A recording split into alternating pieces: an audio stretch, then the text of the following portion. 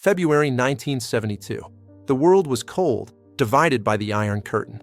But in a move that shocked the globe, the leader of the capitalist world landed in the heart of Maoist China. This was the week that changed the world.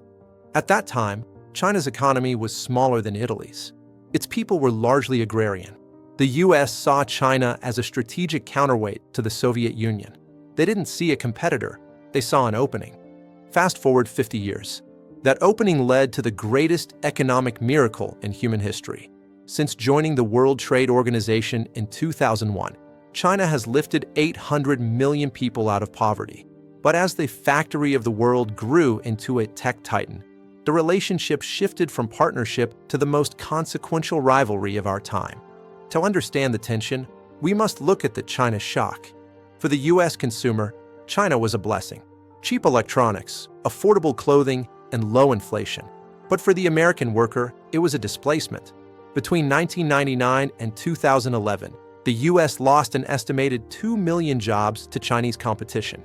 But this isn't a simple story of us versus them. The two economies are Chimerica, a term coined by historians to describe how deeply intertwined they are. Look at the iPhone. Designed in California, it uses chips from Taiwan, memory from Korea, and is assembled in Zhengzhou, China. If one link breaks, the world stops. In 2018, the era of engagement officially ended. The US launched a series of tariffs, accusing Beijing of unfair subsidies and intellectual property theft. China retaliated. What started as a dispute over soybeans and steel turned into a fight for the future of global trade. Oil was the currency of the 20th century. In the 21st, it is the semiconductor. These tiny slices of silicon power everything from your smartphone to nuclear missiles. The US currently leads in design, but China is spending hundreds of billions to close the gap.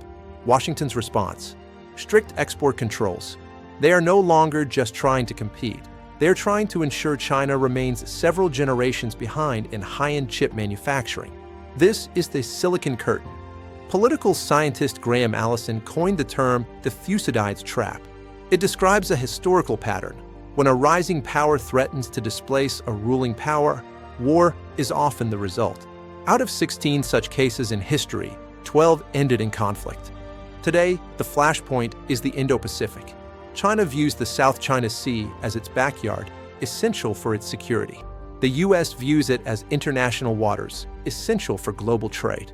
Then, there is Taiwan. For Beijing, it is the ultimate red line, a matter of national sovereignty. For Washington, it is a democratic partner and a vital link in the global supply chain. The stakes couldn't be higher. A conflict here wouldn't just be a regional war, it would be a global economic collapse. This rivalry is also a battle of ideas.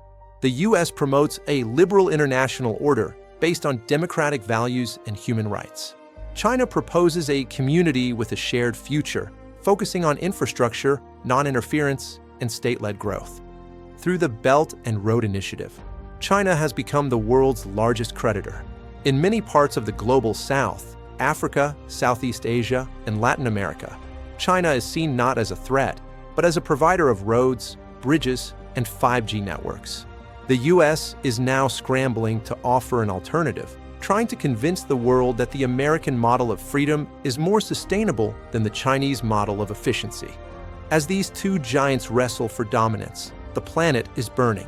Climate change doesn't care about trade deficits or naval boundaries. Neither do global pandemics. The paradox of the US-China relationship is that they are destined to be rivals, yet forced to be partners. They cannot destroy each other without destroying themselves. The 21st century will not be won by the nation with the most missiles, but by the system that can best solve the existential threats facing humanity. Cooperation is no longer a choice. It is a survival strategy. The dragon and the eagle. Two powers, one planet. The world is waiting to see if they can fly together or if they will fall together.